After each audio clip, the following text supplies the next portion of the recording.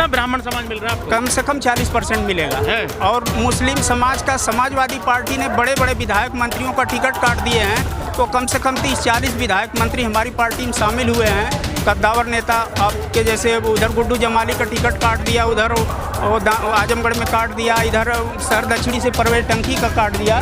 तो किसी का मौन समर्थन मिल रहा, कहीं खुला समर्थन। और सीमा समृद्धि कुशवाहा जी हमारी पार्टी में आई हैं, जो सुप्रीम कोर्ट की मानी जानी वकील हैं। पूरा धुआंधार वो बुंदेलखंड से लेके प्रचार कर रही हैं, तो उसके थ्रू हमें मौर्य समाज और अति पिछड़ा समाज मिल रहा है। ये हमें मीडिया इसलिए नहीं दिखा रही है कि अगर मीडिया दिखाएगी तो सारा भाजपा और सपा का वोट बसपा में चला जाएगा, लिहाजा इसलिए नहीं दिखा रहे हैं। लेकिन जब रिजल्ट निकलेंगे तो हमारी बहन जी ने जिस तरह से आपकी कैंडिडेटों का चयन किया है, आप उठा के पूरी लिस्ट देख लें तो सारे कैंडिडेट हमारे पढ़े लिखे हैं, कोई इंजीनियर है, कोई डॉक्टर है, कोई एक भी माफिया नहीं है। कि धनंजय सिंह ने बहुत प्रयास किया है इसमें टिकट मांगने का, लेकिन धनंजय सिंह को इनकार कर दिया कि हम अपनी पार्टी में अतीक अहमद ने बहुत कोशिश की, अतीक अहमद को टिकट नहीं दिया। नहीं, धर्म से वो है ठीक है, लेकिन वो जो है पेट जो है मंदिर से नहीं भरता है। भारत की जनता जो है धर्म के बहकावे में कुछ दिन के लिए आती है। सबसे बड़ा मुद्दा जो है बेरोजगारी है, विकास है और समाज के सभी वर्गों की सत्ता में भागीदारी, शासन और प्रशासन में भागीदारी है। और ये चीज़ें जो बहुजन समाज पार्टी ने समाज के हाशिए पर रहने वाले समाज जैसे अति पिछड़ी जातियाँ, पाल हैं, चौहान हैं, निषाद हैं और दलित में तमाम पिछड़ी दलित जातियाँ हैं, इनको सिर उठा के जीने का अधिकार दिया है और सत्ता के शिखर पे पहुँचाया है और स्वाभिमान पैदा किया। ये काम किसी दूसरी पार्टी ने नहीं किया है, इसलिए जो हुजूम आपको दिखाई दे रहा है ये उसी का परिणाम है कि उनके जीन में बहुजन समाज पार्टी समा गई है। किसी नेता के छोड़ के जाने आने से कोई फर्क नहीं पड़ता है।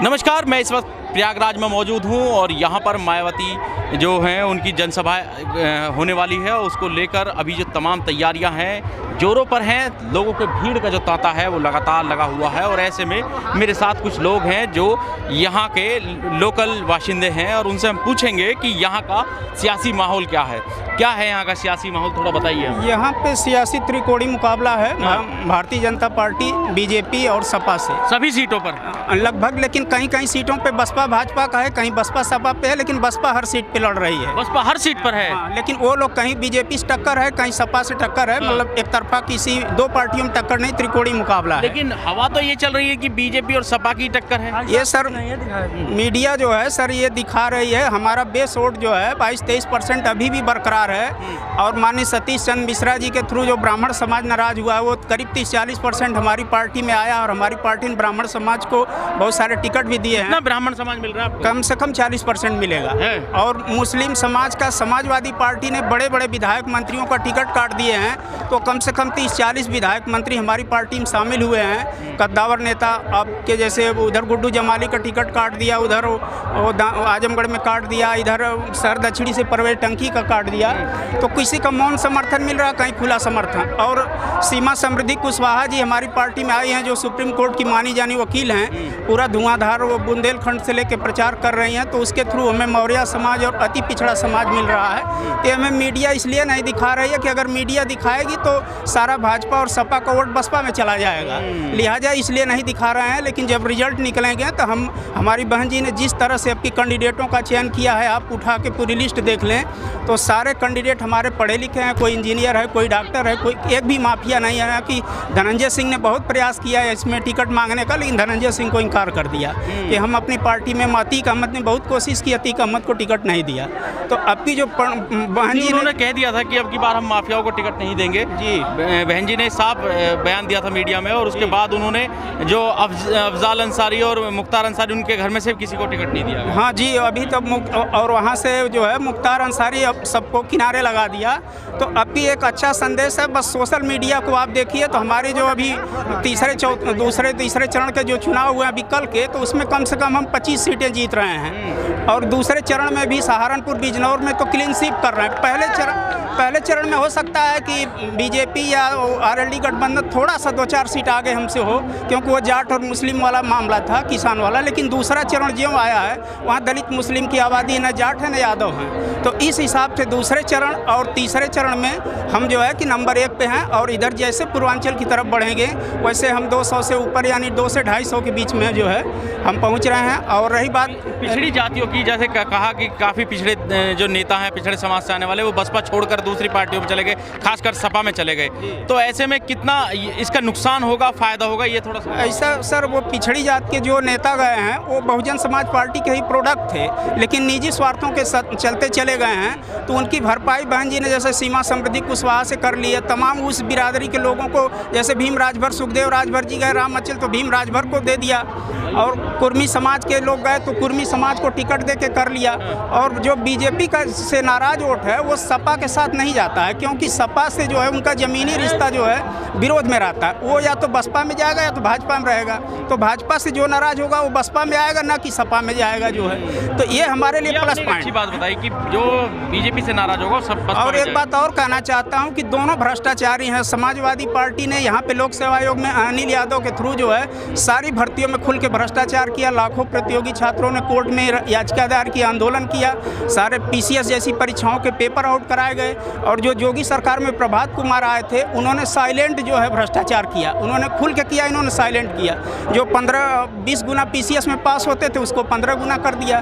फिर सारे लड़के जो है यूपी की बजाय दिल्ली राजस्थान से चयन हुए, 90% अंग्रेजी भाषी हुए, हिंदी भाषी साफ हो गए। यहाँ लाखों प्रतियोगी छात्र रहते हैं, तो उनकी आवाज़ पूर्वांचल में पहुँच रही है कि उत्तर प्रदेश में अगर सबसे बेहतर भर्ती किया तो माननीय बहन जी ने किया। पुलिस की जो भर्ती हुई, यहाँ पुलिस के जवान खड़े हैं, इनसे पूछ लीजिए कि मायावती से बेहतर किसी सरकार ने पुलिस की भर्ती नहीं की थी, पूरी ईमानदारी से हुई थी। उसके बाद हर भर्तियों में इटावा मैनपुरी के लोग 30-30 हज़ार के हो गए। ये कैसे हो गया? सरकार बदलने पे एक जिले में कैसे इतने लोग हो जा रहे हैं? तो हमारी सरकार ने पूरी तरह से धर्म की रक्षा तो करनी है लोगों को। नहीं, धर्म से वो है ठीक है, लेकिन वो जो है पेट जो है मंदिर से नहीं भरता है। भारत की जनता जो है धर्म के बहकावे में कुछ दिन के लिए आती है। सबसे बड़ा मुद्दा जो है बेरोजगारी है, विकास है, और समाज के सभी वर्गों की सत्ता में भागीदारी, शासन और प्रशासन में भागीदारी है।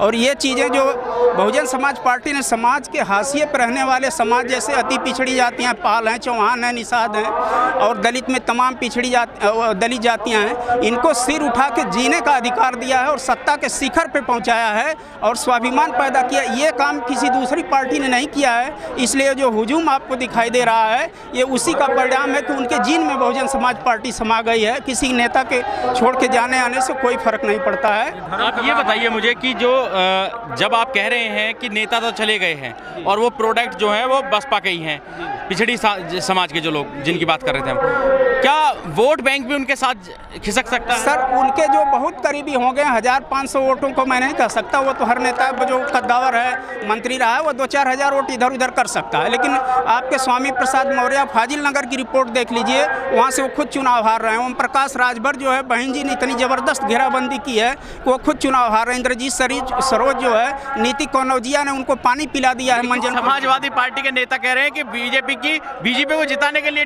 कैंडिडेट खड़े किए। समाजवादी पार्टी के पास वोट कोई है ही नहीं। वो यादव मुस्लिम का समीकरण से जीतते थे, अब की 50% उनका मुस्लिम वोट माइनस हो गया और 20 टिकट बहन जी ने यादवों को भी दिया है। तो वो भी कद्दावर, जैसे रानीगंज में अजय यादव हैं, ये पार्वती अस्पताल के मालिक हैं, काफ़ी समाज सेवी आदमी हैं, तो उन्होंने अपने बसपा के वोट प्लस अपने दम पे सपा का समीकरण ध्वस्त कर दिया है।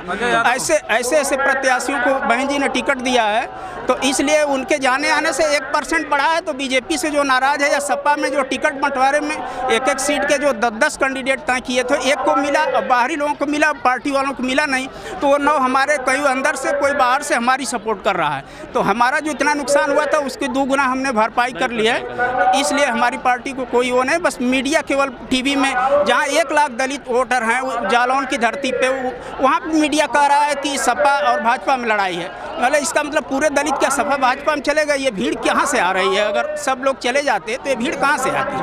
मीडिया क्यों ऐसा कर रहा है? मीडिया को केंद्र सरकार, माननीय मोदी जी की सरकार और सपा ने पैसा दे करके उनको ये किया है कि यानी दोनों वोटर जो है दोनों ही पार्टियों में रहें। तीसरे को अगर बहुजन समाज पार्टी को दिखा दिया जाएगा तो सपा और भाजपा दोनों साफ हो जाएंगी।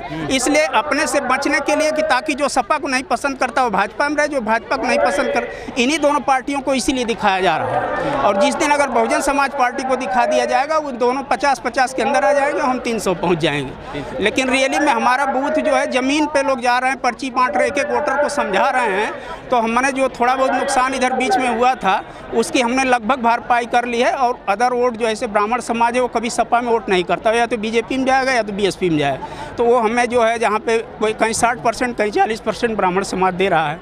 मुस्लिम समाज भी जो है कहीं प्रत्याशी दे रहा है, कहीं जिताऊ कैंडिडेट पे दे रहा है, नहीं तो वो भी पहले की अपेक्षा ज़्यादा दे रहा है। और अति पिछड़ी जातियों को समझ में आ गया, तो इस तरह से अति पिछड़ी जातियाँ भी पहले की तुलना में थोड़ा ज़्यादा जुड़ी हैं। और 22-23% जो बेस वोट है उसमें हमारा कहीं कटौती नहीं है, 1-8% कटौती हुई है। तो हमेशा 90-95% ही मिलता है, 100% वोट किसी पार्टी को नहीं मिलता है। क्या नाम है आपका? मेरा नाम राजेश कुमार है, मैं सिविल सेवा का इंटरव्यू दे चुका हूँ, इलाहाबाद में रहता हूँ। चलिए, बहुत अच्छी आंकड़ों पर पकड़ थी और जो इन्होंने समीकरण यहाँ पर समझाए हैं, जाहिर तौर पर अगर यही आंकड़े निकलते हैं तो 10 मार्च को ये जग जाहिर हो जाएगा कि बहन कुमारी मायावती जो ये कह रहे हैं, दावा कर रहे हैं, वो 5वीं बार उत्तर प्रदेश की मुख्यमंत्री बन जाएंगे।